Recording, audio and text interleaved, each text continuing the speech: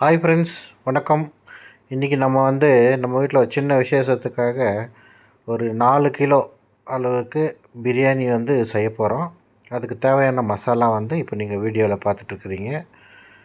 இது எல்லாமே 4 kilo rice, 4 kilo சிக்கனுக்காக இப்போ நம்ம இந்த மசாலா பொருளெல்லாம் வச்சுருக்கோம். இது செய்கிற முறை பாருங்கள். இது ஹைதராபாத் பிரியாணி.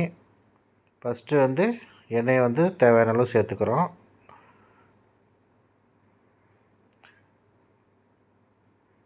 எண்ணெய் சூடானதுக்கப்புறம் இதில் தேவையான இன்க்ரீடியன்ஸ் எல்லாம் இப்போ நம்ம சேர்க்க போகிறோம். பாருங்கள், பூ, பட்டை, லவங்கம், ஏலக்காய், இலை, இந்த மாதிரி எல்லாமே இப்போ நம்ம சேர்க்க போகிறோம். அடுத்து இதை கொஞ்சம் நேரம் நல்லா எண்ணெயில் ஃப்ரை பண்ணிக்கிறோம்.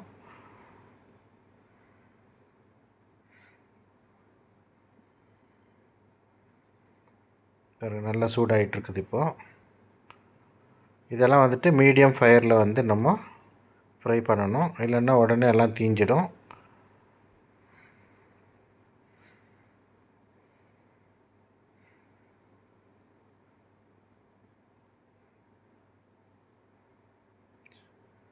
இப்போ ஓரளவுக்கு நல்லா ஆனதும் பச்சை மிளகா சேர்க்குறோம். பச்சை மிளகாக்கு அப்புறம் ஆனியன் வெங்காயம் சேர்க்க போகிறோம்.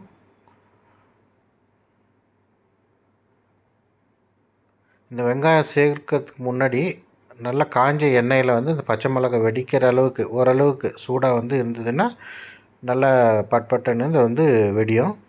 அடுத்தது நம்ம வெங்காயத்தை சேர்த்ததுக்கப்புறம் அதை கொஞ்சம் நல்லா பிரித்து விடணும். பிரித்து விட்டு நல்லா ஃப்ரை ஆக விடணும்.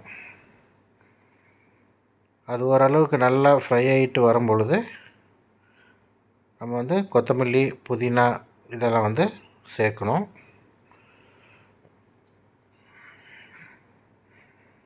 இது புதினா போட்டு நல்லா இதில் திருப்பி தரணும். அதுக்கப்புறம் கொத்தமல்லி,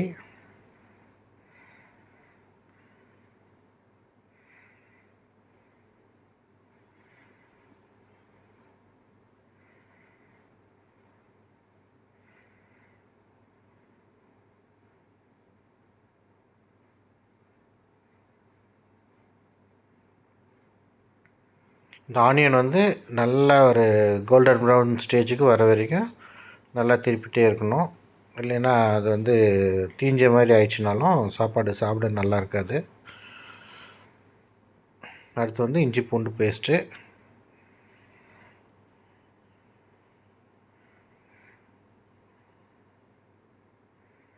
இந்த இஞ்சி பூண்டு பேஸ்ட் எல்லாமே நம்ம வீட்டில் செஞ்சது, ரெடிமேட் கிடையாது. இஞ்சி பூண்டு பேஸ்ட்டு நம்ம ரெடிமேடை விட வீட்டில் செஞ்சது நல்ல டேஸ்ட்டாக இருக்கும்.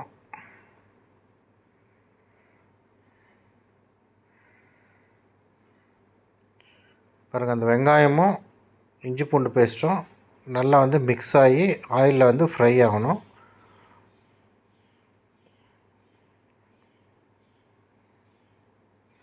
இதை நம்ம புதினா போடும் போதும் போடலாம், கொத்தமல்லியை, இல்லைன்னா லேட்டராக கூட சேர்க்கலாம். பட்டு இது ஆயில் நல்லா ஃப்ரை பண்ணும்போதே இது சேர்த்துக்கணும், ஆயிலில் ஃப்ரை ஆகிற மாதிரி. கூடவே தக்காளி. இப்போ நம்ம போட்டிருக்கிற எல்லா பொருளுமே 4 கிலோவுக்கான பொருள் தான். இது நல்லா வேக விடணும்.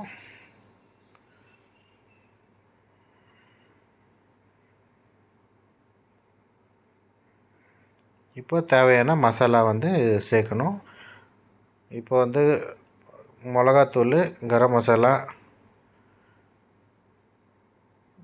எல்லாம் சேர்க்குறோம். சேர்த்துட்டு நல்லா திருப்பி கொடுக்கணும்.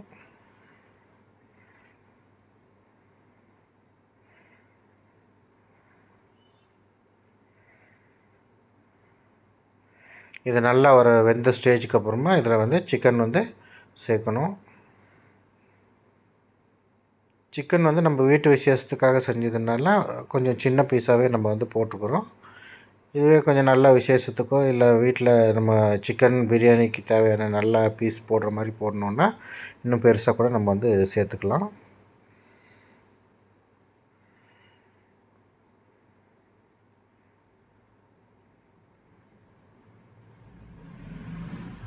இது நல்லா மசாலா பிடிக்க வரைக்கும் நம்ம வந்து நல்லா வேக விட்டு சிக்கன் வந்து ஒரு பாதி ஒரு 60% வேகிற அளவுக்கு இந்த மசாலாவில் வந்து நம்ம நல்லா வேக வச்சுக்கணும். ஏன்னா அப்போ மீதி 40% வந்து நம்ம தம்மு கூடும்போது தம்மில் வந்து அதை வந்து பாயில் பண்ணிடும்.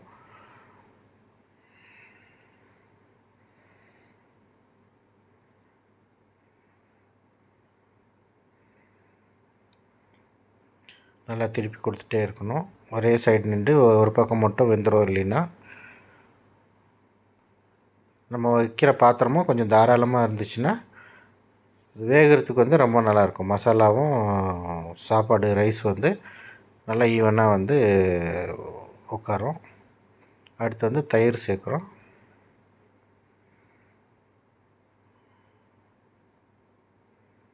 நல்லா திருப்பி கொடுக்கணும். அப்புறம்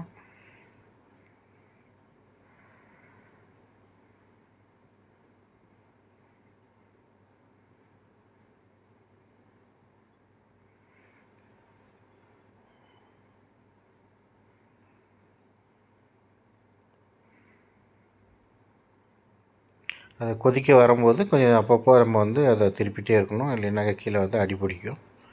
ஒன்ஸ் நம்ம மசாலா போட்டு முடிச்சிட்டோன்னா அதுக்கப்புறம் வந்து அடி பிடிக்க ஸ்டார்ட் ஆகும். தண்ணி இருக்க வரைக்கும் நல்லா அது வந்து திருப்பி கொடுக்க முடியும். தண்ணி ட்ரை ஆக அடி பிடிக்க ஸ்டார்ட் ஆகும்.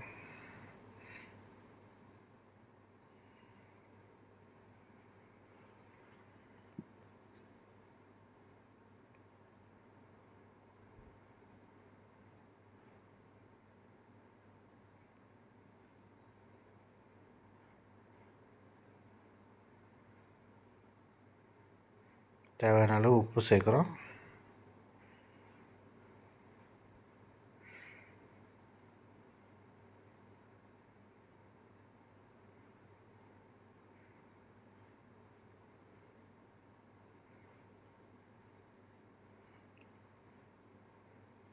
எலுமிச்சம்பழம் சேர்த்துருக்கு. எலுமிச்சம்பழம்லாம் வந்து நம்ம புளிப்புக்கு எவ்வளோ தேவையோ அவ்வளோ. 4 கிலோவுக்கு நாங்கள் வந்து 3 போட்டிருக்குறோம். பழத்தோட ஜூஸ் எவ்வளோ வருதோ அதை வச்சு தான் நம்ம வந்து பார்க்க முடியும். சில நேரத்தில் 2 பழம் போட்டாவே போதுமானதாக இருக்கும். சில நேரத்தில் 5, 6 போட்டாலும் பத்தாது. அதனால் தேவையானதை நம்ம பார்த்துட்டு போடணும். அடுத்து இது வந்து நல்லா வெந்துருச்சு. இப்போ இதை வந்து எடுத்து வைக்க போகிறோம் சைடில். அடுத்து நம்ம தண்ணி வந்து வச்சுருக்குறோம். சாப்பாடு அரிசி வேகிறதுக்காக தேவையான அளவு உப்பு போடுறோம். இந்த தண்ணி நல்லா கொதித்ததும் அதுக்கப்புறம் இதில் வந்து ரைஸு சேர்க்க போகிறோம். கூடவே இப்போ நம்ம வந்து புளிஞ்சு வச்ச அந்த எலுமிச்சம்பழம் தோலெல்லாம் இருக்கும் இல்லையா, அதெல்லாம் வந்துட்டு நம்ம இதில் சேர்த்துக்க போகிறோம். பட்டை, இந்த இலை, பட்டை, லவங்கம் கூட நம்ம சேர்த்துக்கலாம். இதில் சாப்பாடு வந்து கொஞ்சம் மணமாக இருக்கும்.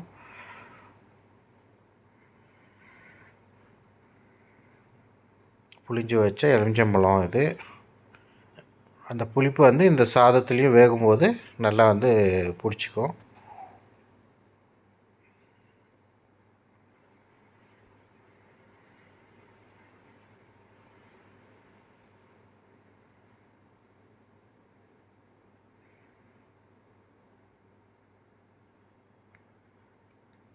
இப்போ வந்து கழுவி வச்சிருந்த அரிசியை வந்து இப்போ சேர்க்க போகிறோம்.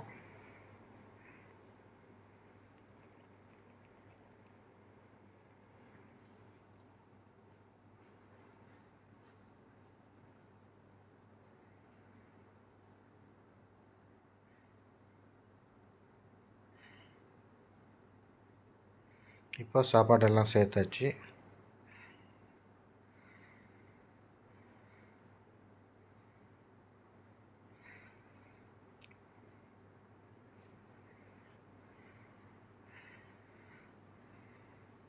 ஓட்டக்கரண்டியில் தண்ணி எல்லாம் ட்ரை பண்ணது எப்படி இருக்குது.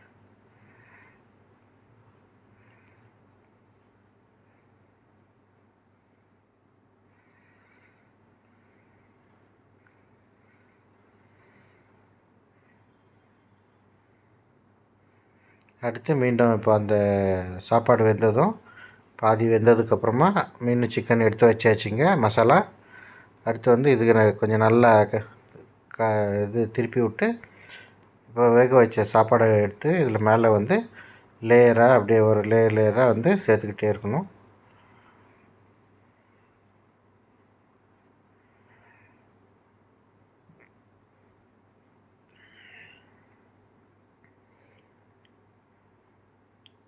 இப்போ வந்து அரிசியை சேர்த்துடலாம் மேலே.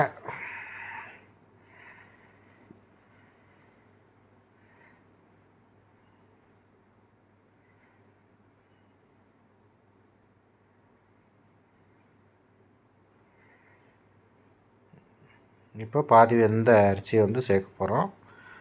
அரிசி வேக வைக்கிறதுல ரொம்ப கவனமாக இருக்கணும். கொஞ்சம் நேரம் அதிகமாக வேக விட்டாலும் சாதம் வந்து குழஞ்சிடும்.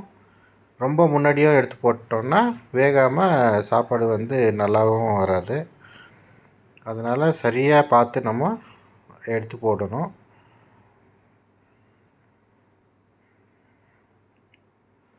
சாப்பாடு எடுத்து மேலே எல்லாம் நல்லா நீட்டாக போட்டு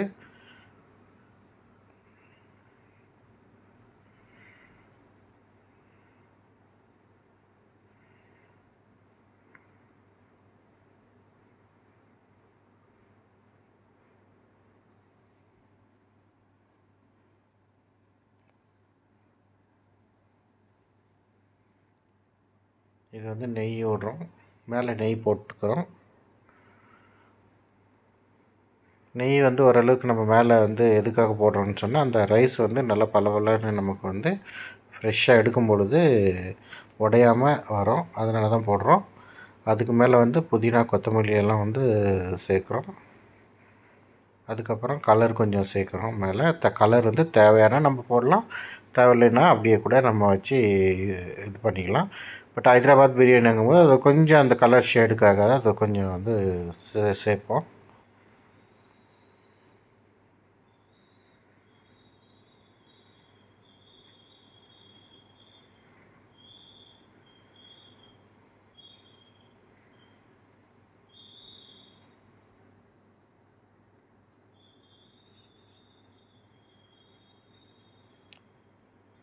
அடுத்து வாழை இலை வச்சு நல்லா நீட்டாக மூடி விட்டுறணும் தம்மு விடும்போது.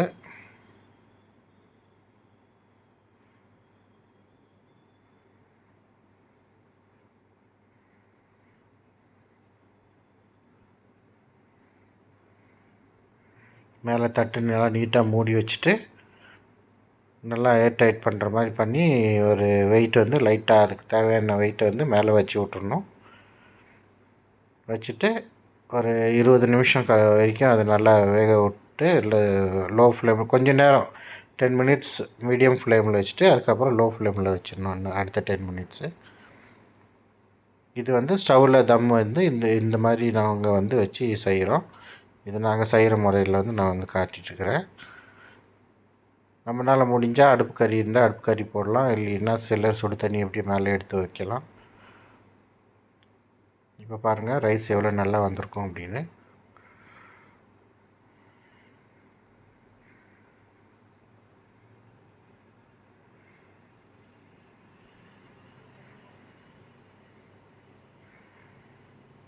பாருங்கள் ரைஸ் பார்க்கவே நல்லா ஃப்ரெஷ்ஷாக அப்படியே வந்து பலன்னு இருக்குது. இது வந்து லைட்டாக எடுத்து பார்க்கலாம் எப்படி இருக்குன்றது. பாருங்கள்